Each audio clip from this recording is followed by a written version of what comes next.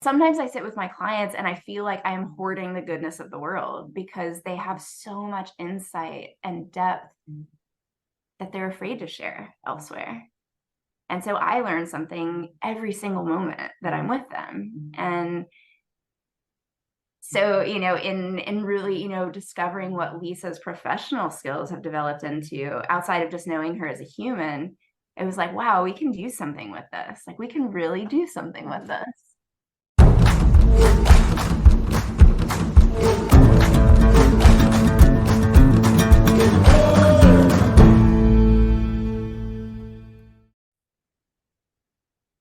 Hi, everyone. This is Ego Project, and I am Lisa Heidel, and I am here with Christine Seidel. and we are here with Lisa Thrower and Connie Worthy of Subtle Arts. Welcome, ladies. Thank you so much for having us. Okay, we're going to go ahead and I'm going to read their bios real quick. I'm going to start with you, Lisa. Can you go ahead and raise your hand there for the people watching on YouTube? There you go. And then we're going to do Connie, and then we're going to jump in and learn what subtle arts is. Okay, so Lisa Thrower. So since 1999, Lisa Thrower has lived in the Metro Atlanta area, working as a museum administrator, project manager, professional assistant, and art consultant. She has a degree in art history and a background in collections and archival management that allow her to understand overarching visual themes and intuitively sort out all things into collections.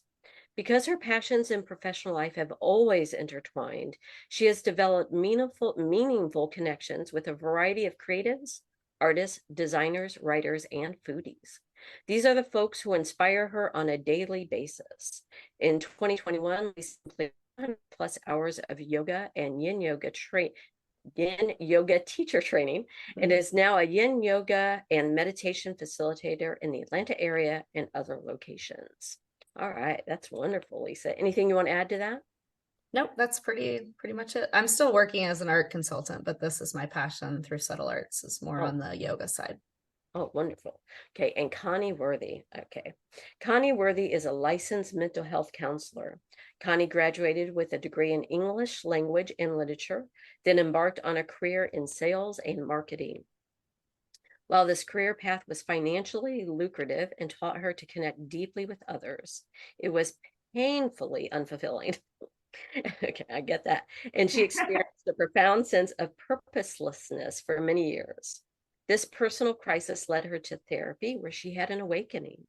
She felt safe and comfortable to finally meet and truly be herself. She began to release self doubt and to focus her attention less on becoming the person she thought she was supposed to be and more on embracing the person that she had always been.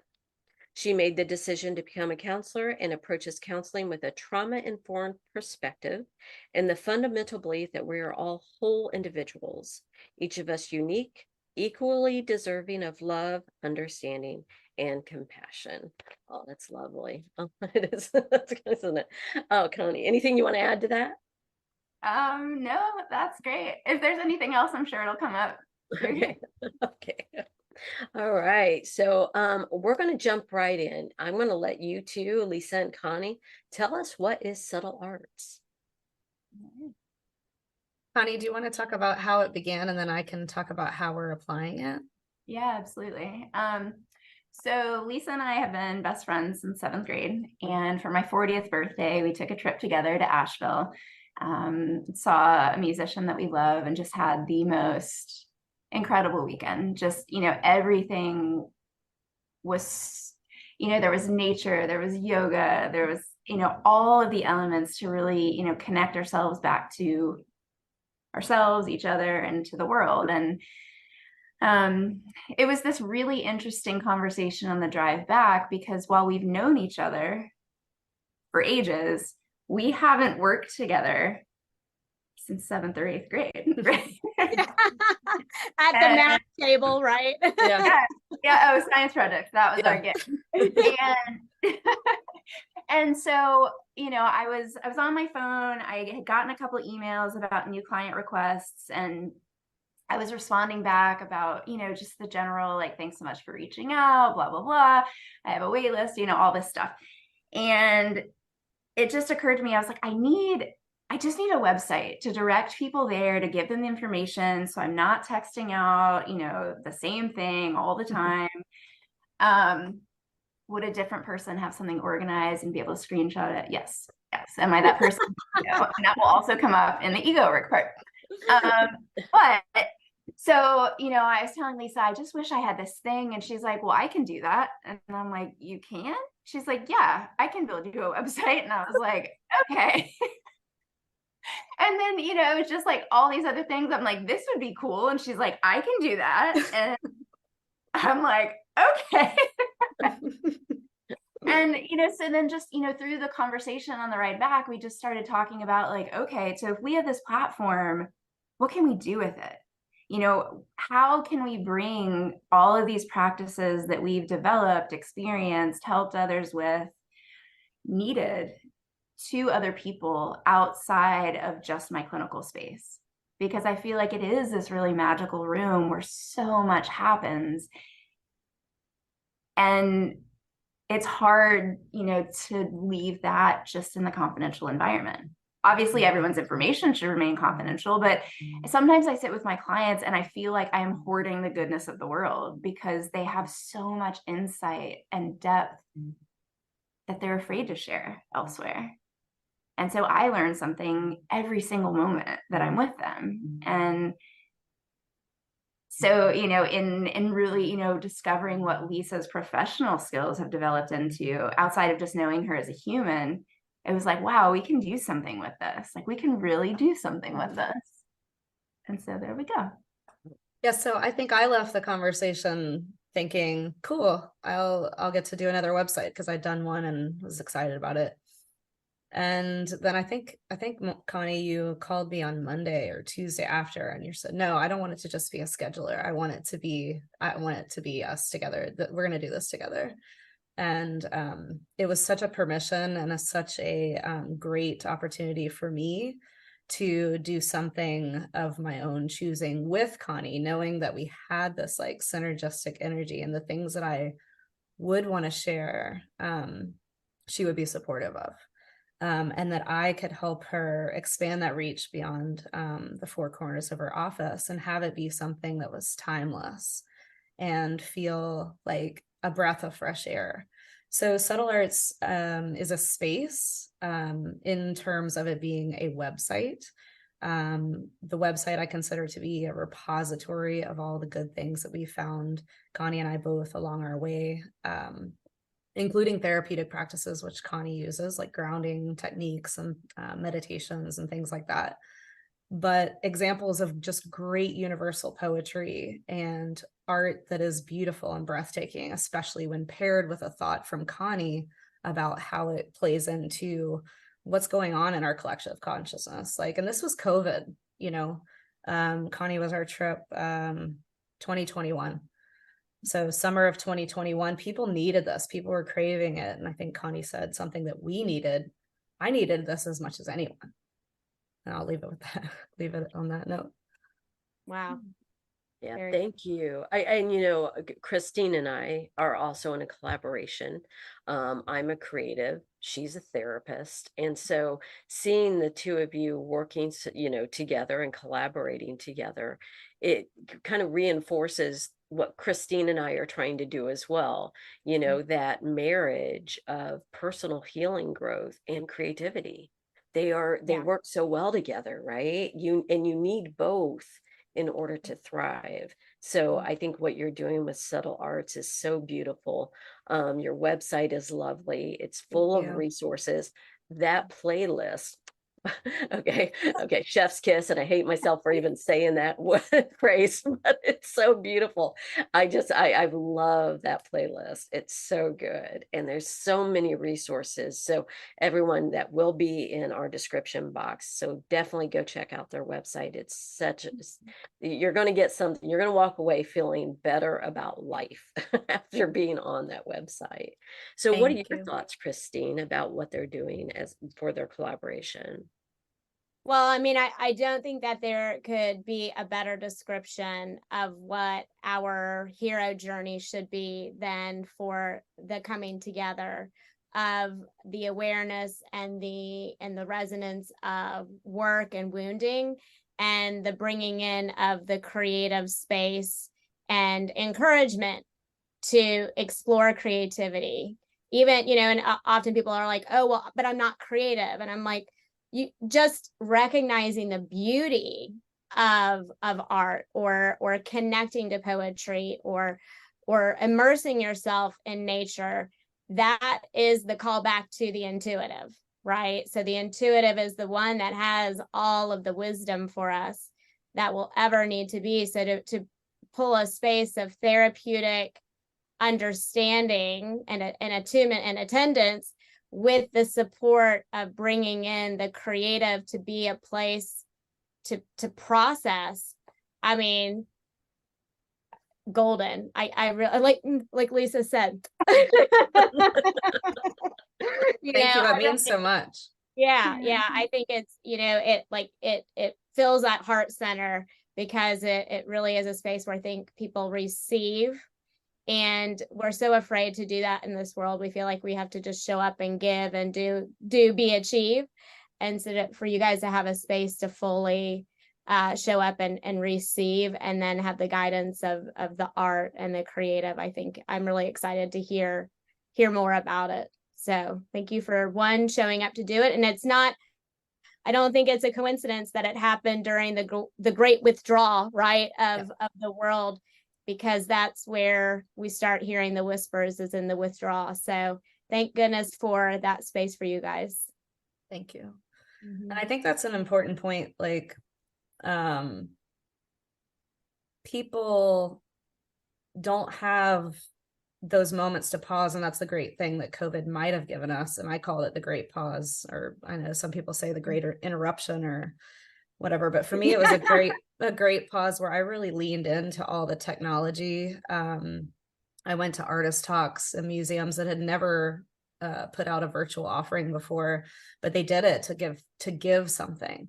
You couldn't visit these places of cultural and importance, but you could receive something from the people that work there that believe in the importance of stewarding that art and culture out to people that are at home, maybe for the first time. They're used to being in their cubicles and their situation, whatever they find themselves in. And Connie and I did talk a lot about how I wanted to do something for the cubicle people, for lack of a better word, that if they are sitting at their laptop, they can go on subtlearts.com and just have a moment to look at something, and maybe it strikes something, because all of it is intended to be super universal. But it's also intended, as Christine, I want to go back to what you're saying, is the receiving is like, it's always been by design to be a gift. There's no monetary exchange in visiting our website or our active Instagram account.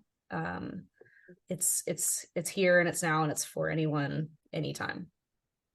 Well, and even removing the barrier, I think for some people, that even, whatever the barrier is, whether it's time or resources, or even just, proximity to places that actually have art. When we think about different populations that don't have a creative outlet within their community, to just offer it at the end of a web address, I think is, yes, that is something that I think COVID brought up. But for those that are continuing to have a mission in that, I think is powerful for people that it resonates with. Well, and one of the things that was so important and special about it, and still is to me, is that, I think we all have the modalities that we're comfortable with, right? Some people love therapy. I clearly am one of them, right? That's why I do this, but some people are like, I love yoga, I would never go to therapy.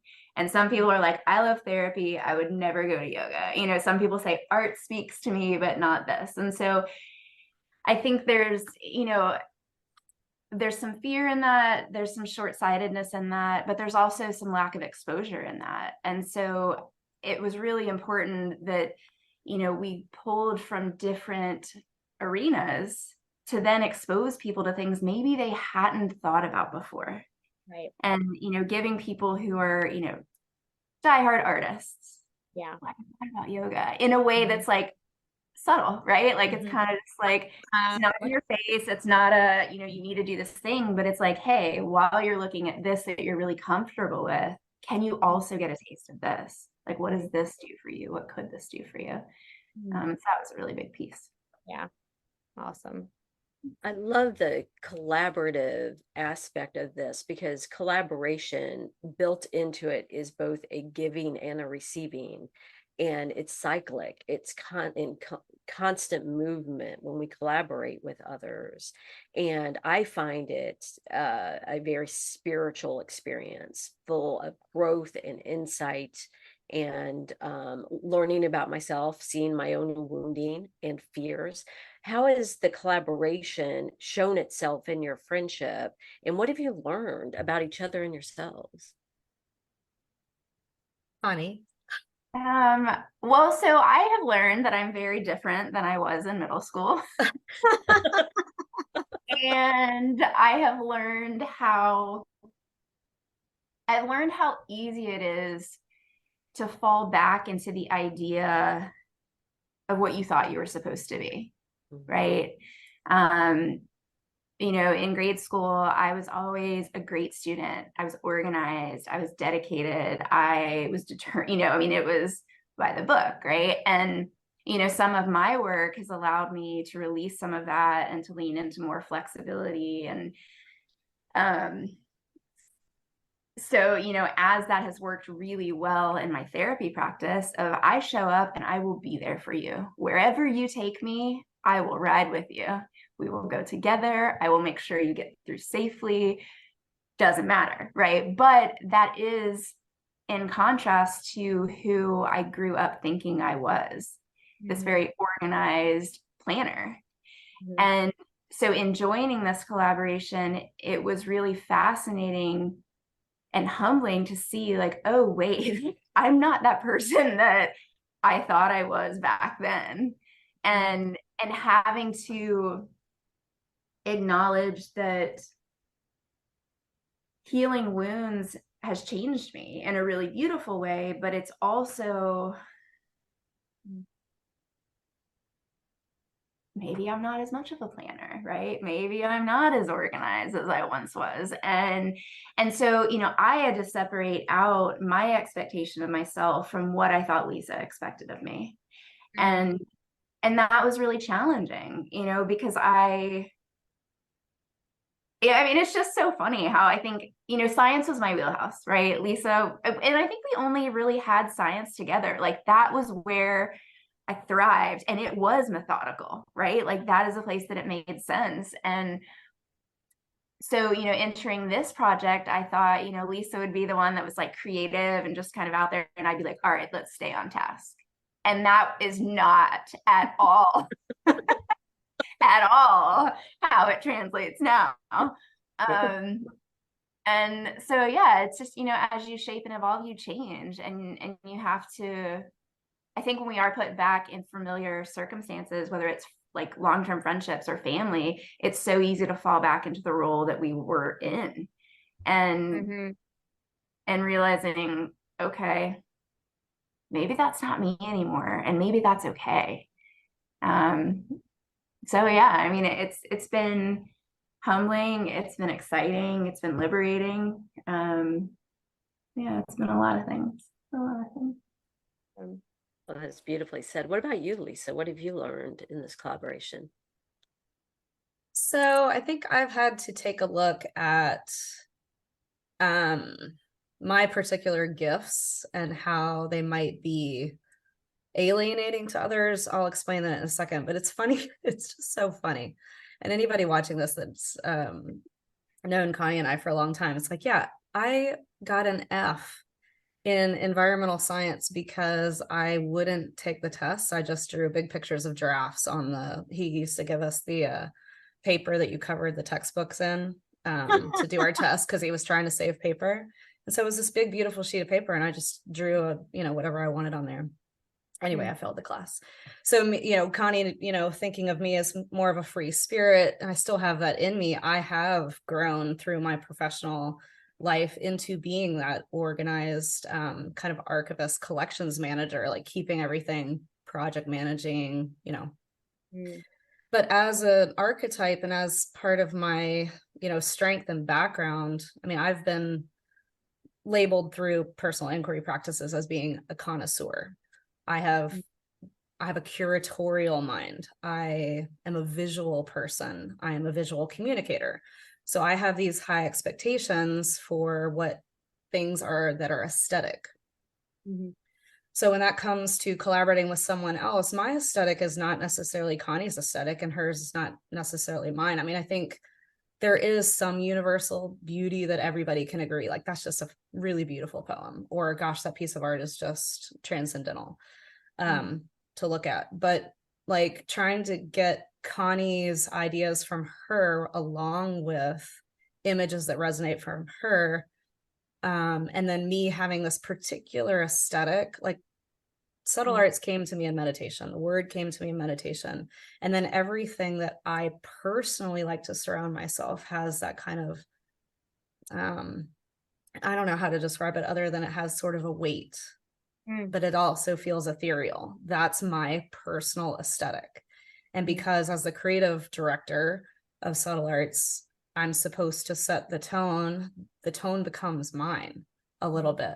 So having to manage like me wanting it to look a certain way because this is my art. I thought of this in my head and I'm making it out in the world as a reality, that thereby makes it a piece of art for me.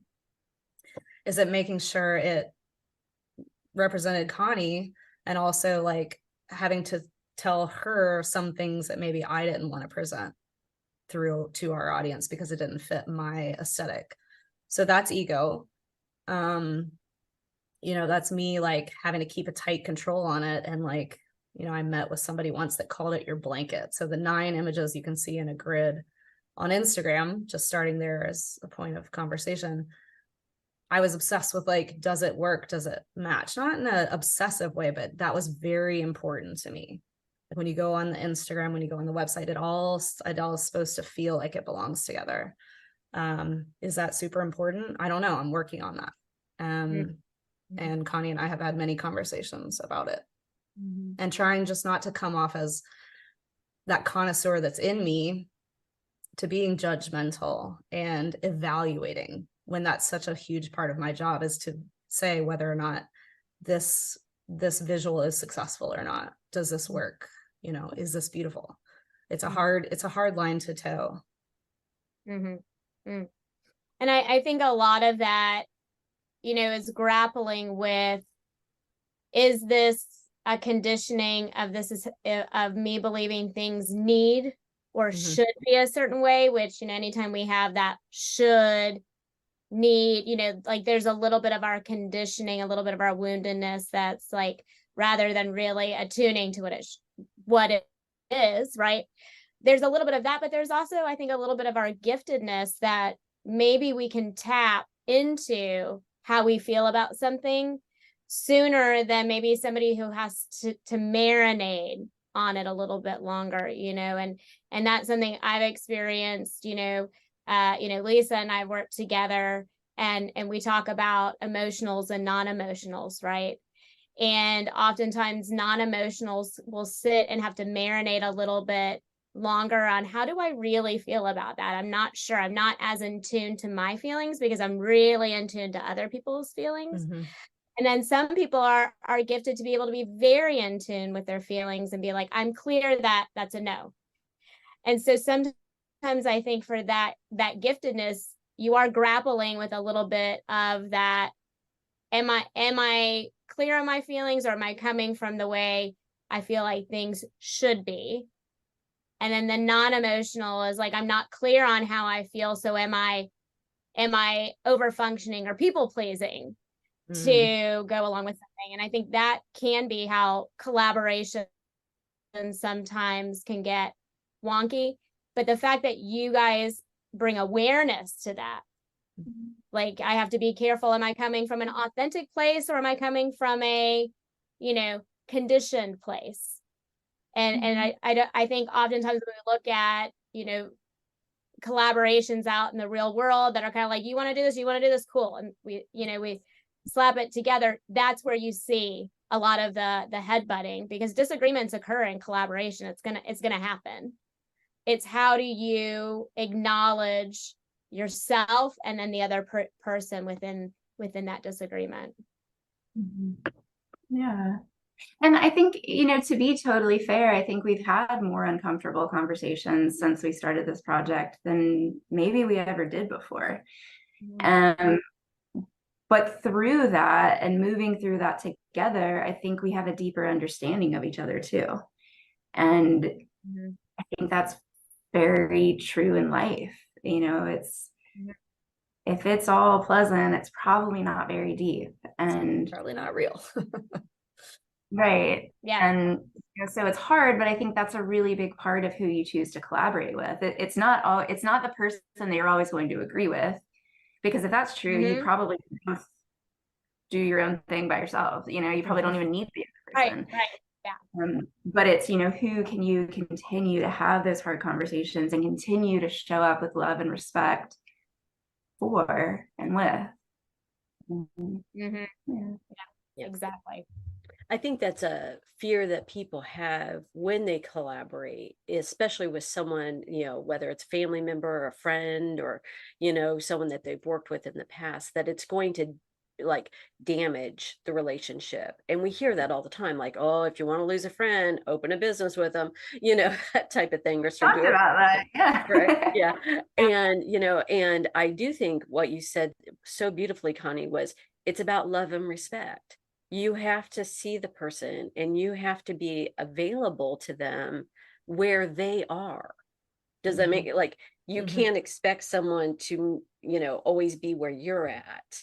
And Christine and I as an example, we're both very, you can't, we're racehorses. You can't give us an idea and not open the chute, right? You have to let us run. And I know for me, a lot of my work has been being understanding and patient about where she's at, growing her own business separate from the ego project, and being able to, have the expectations that are reasonable, because I have a very different lifestyle, than she does. And so being able to take a step back and say, okay, I can only control me, and this is the direction I want to go with this. This is the work I'm doing through it.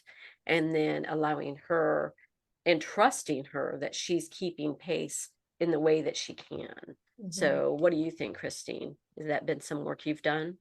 Yeah. And I think that, having regular conversations about things too, instead of letting anything marinate, is also extremely important. And then recognizing what conversations can we settle in just like our everyday, like, let's just talk it out, we'll hash it out, and we'll probably come to an agreement eventually. Or how do we settle any kind of disagreement that maybe we're kind of like, I don't know, like sometimes it's okay to have a solution, like, what, if we ever get to this point, let's just flip a coin and let's just both agree that whatever that coin lands on, we're willing to choose our collaboration over whatever it is in that moment. Because most of the times on the other side of that big feeling, we can find some acceptance of, oh, I can see how that would work, and maybe we can do this on the, to add to it. So really kind of checking yourself around, ultimately, are we going to choose this over needing to be in control or needing to be, it to be our way? Because there are times that I think we do get very convinced that our way is the right way, but do we hold it in the weight of, is it worth damaging something to hold that? Yeah. Well, and Lisa, you mentioned that with your creativity, once again, this is your creative outlet. This is your wheelhouse, right? This is where you feel the most comfortable. And earlier you mentioned that you were kind of struggling a little bit. Was it with your creativity when you started Subtle Arts? And can you talk a little about your process there? Absolutely. As I said, I, toiled away doing other people's projects for my entire career. And ironically, a week before the kids were sent home, is what we say here in the suburbs. The kids were sent home. I have sent in a resignation to my job, which we had like 29 active projects at one time. It was just kind of crazy. And then everything kind of came to a halt because it was hospitality. And I had that time I was waiting for a change. The world gave me that change. I didn't know really what my creative voice was, because I had been working under people that everything I did, everything that I created, or all my output was credited to something bigger or someone else other than me. Mm-hmm. I was just kind of the creative brain here. So and managing other people's social media accounts, you're speaking through someone else's voice. So I was like always thinking creatively and writing copy and choosing imagery and suggesting art for experiences and places I'm never going to go to. And then I decided, like, what are the things that I am interested in? And, I've always been gravitating towards, like, what's the most depressing movie possible? What's the most like sad book? What's the most heartbreakingly beautiful song? I have that heaviness, like I mentioned, and without it feeling sad or dark, it's like that gives it the gravity that makes it universal. And I hope that, as I continue to do some work that I'm doing through the Artist's Way, which Connie encouraged me to do, and I'm doing again after 20 something years. It's a 12-week program. I'm like identifying elements in my past that affected my creative self-worth. And the fact that no one's expecting anything from subtle arts. Neither Connie or I even.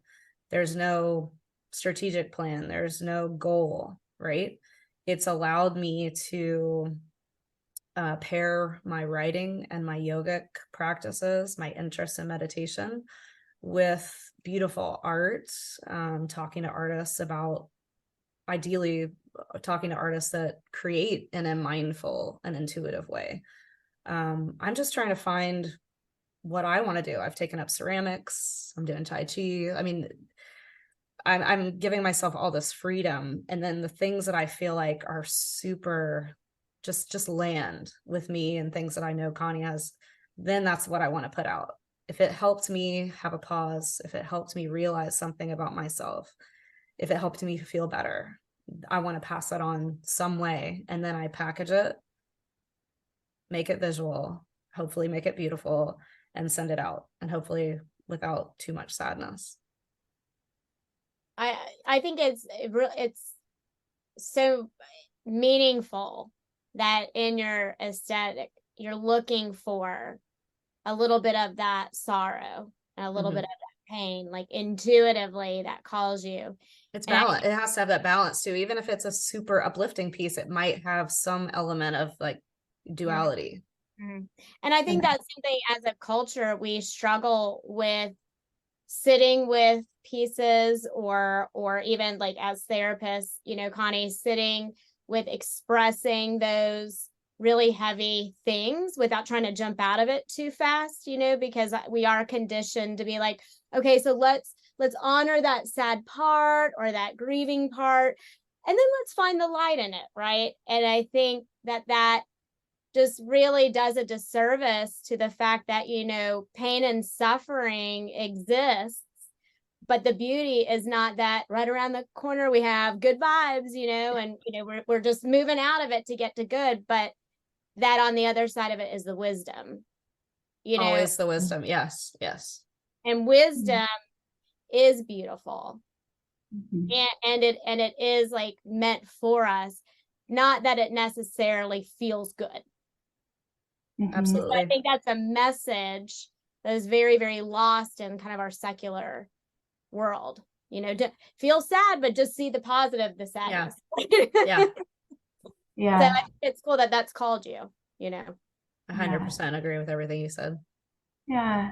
Well, and something I really love about offering that is, so for lack of better words, like shedding light on the duality of life, right? And so it's interesting because so I've been in practice about a little over 10 years now, and one of the things that I really focused on for a long time that came up so much with clients was, all right, like sit with that feeling, like that bad feeling, like let's let it move through you, right? Like sit with it, experience it, recognize that it is not bigger than you. Recognize it is temporary, and being able to guide someone through that bell curve, right? Of, this is where I wouldn't say equilibrium, but this is tamp down, this is like what feels comfortable, and bringing up that emotion to then, get them to the peak where it releases. And, that like that place where it comes up and bubbles up and it comes out. And, that's such a huge thing of, so, there is in subtle arts, there is this beauty and there is this light and there is this joy, but it's also transposed with the reality that none of that matters if you don't acknowledge the darker sides, right? But something that's been fascinating to me is that, in the recent years, I found that as many people that need to be guided to sit with the bad or the dark, there are that many people that are at least as uncomfortable sitting with the good. And so, because what we offer has the full range of emotion and life and depth to it, we can call in those people that are looking for the good and, expose them to the reality of the dark, but also those people that are drawn to the darkness, we can expose them to the light too. And, help people see that you don't have to be, and you can't be, you shouldn't be on one side of anything, right? It's the full range of emotion, the full depth of experience. And so that's been really cool to help cultivate and share. Absolutely. Yeah. Well, and I think people look at art as it's a leisure activity. It's something that you do, when you have an extra hour, you maybe do some painting, and I see art as it's part of the human experience, and bringing it in as part of your tapestry of your life, it allows you to express in a way that maybe you can't verbally.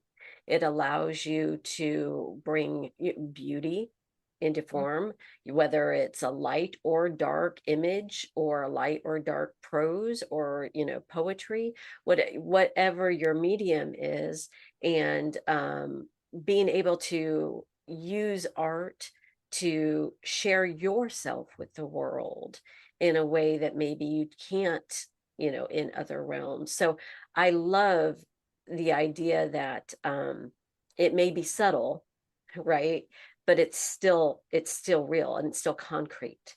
So thank you both for that. Yeah, Absolutely. yeah, thank you.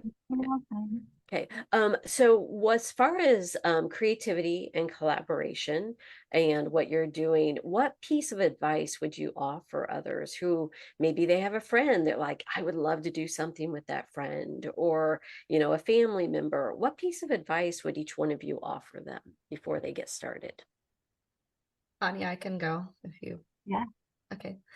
I want to share a tool that Connie and I use and have used. I mean, all these conversations, I think I need to highlight that Connie lives in our hometown, but I'm up here in Atlanta, which is like the saddest thing in the world, but that we're apart. But in order to collaborate with somebody, whether it be long distance or not, you have to take the time to ask questions about why, with anything of merit and with purpose, you have to ask why you're doing it. And instead of the immediate questions of how do we do this and how do we divide it, all that practical stuff, because our core of what the reason why we're doing subtle arts, why we're putting out anything at all for no, just out of the goodness or passion of our hearts. You have to get really clear on that that's serving you and each other. In terms of dividing and conquering, leaning into your gifts. Connie and I can go so much farther together than we could separately. She's helping clients as many as she can in a week, and I've got gads and gads of pieces of art that it's just in my mind. If I don't share it, if I don't share the poems, like, it's just for me, it feels selfish. But the tool that we use in being long distance is, and I wrote a blog post about this, if you go way back. We are not sponsored, but we're open to it. Oh, that's right. Yes, that's right. Back, if you scroll down to the beginning of a couple of years ago, I made a post about empathic listening. And so I think what's essential in Connie and I's relationship is when we get together, we're very excited, and we usually just socialize when we're in person, which I think is beautiful. But when we're apart, we have to work through things without having time to sit across from each other. However, the gift in that is, when you are with somebody you really, really like, you really, really love, and you're so happy to see and be around, you talk over each other. You talk excitedly, you're interrupting each other. Nobody means to do it, but it's just something that happens. Empathic listening is listening to the entirety of what somebody has to say before you click into your answering mode or your response mode, or you're self-identifying. Oh yeah. Me. So the app that we use is called Marco Polo, and it's simply a volleying back and forth of a short video. Well, could be short, Connie, or it might be an hour. Like, just hopping on real quick, and you're like, oh my. Oh yeah, you're like, yeah, this is just a quick message, and then an hour later. You can stop that app, and you can send notes, and you can send things while someone's speaking, and you can watch them live while they're talking. But the way that it's most beneficially used, I think, is that you come to your phone. You're like, I need to exchange with Connie. I need to exchange with Lisa. You go to that when you have the time for it. It's not like Connie sends me a text that's like 15 paragraphs long. We all have one friend at least that does that. It's that you come to it when you're ready to have this intentional moment of thinking about your friend, thinking about the things that you're working on together. And then you don't have to answer right then. You can answer when you have the space. And what I like about it is it gives me, I might not always respond to everything that Connie says, or questions or points that come up in the conversation from her side. But what I do respond to is what sticks with me after I've listened to her in her entire moment of speaking on what she's talking about. So I would say that empathic listening in any relationship is super important. And I just love that I can talk to Connie while I'm driving in the car, or like had a stream of consciousness, like this really weird thing happened to me after the chiropractor today, whatever it is. Connie's there when she can be there, and then she'll respond back to me when she can.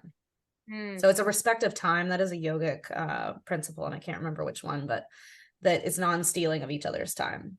Yeah. And energy. And energy. Right. Mm-hmm. Yeah. And that's called Marco Polo, you said? Marco Polo. Yep. Okay, we'll find that and put that in the description box. Yes, and we'll put our blog yeah. post. Mm-hmm. Yeah, thank you. And they're welcome. Thank you. They're welcome to sponsor us. I'm here for it. Right? I'm here. All good. We're not telling you this because we're sponsored, but we're still. That's right. And what about you, Connie? What advice would you offer? So I don't know that this is something that everyone can do, right? And so I'm not trying to minimize the ability to do this, but I think one of the most important questions a person can ask is when they sit down and they think about the person they're going to work with, do they feel safe? Do they feel like they can show up authentically no matter what? Do they feel like they can trust their person to show up authentically with them? And I think that's one of those things that it's not a like in your mind, does the paperwork support that you're safe with this person? It's like on a cellular level, does your gut feel safe? Because if so, I think you can conquer anything. I think you can move through anything. you can disagree, you can agree, you can have all of these conversations that are so necessary in a true collaboration, and you can come out stronger. Even when you disagree, you both still feel respected. And I think that ultimately, I think that's the foundation. And I think you can build anything on it, but it's really hard to build anything without it. Yeah. That was beautifully put. Thank you. And that's so true. If you don't have that security and safety with the person across from you that you have to depend on and rely on, then you're not going to build. It's going to, at some point, collapse. Yeah. And you're not giving it your true gift. Thank you both. Give me a minute on that one. I feel that. Thank you. Okay. Well, we're going to go ahead and sign off. You are both amazing. We would love to have you back in the future. If there's any events that you have in the future, any other topics you want to explore, both together as Subtle Arts and separately as well. You are always welcome, Lisa and Connie. We would love to have you back. Thank you so much for having me. Thank It was a you. pleasure. Love the conversation. Christine, do you have any final words?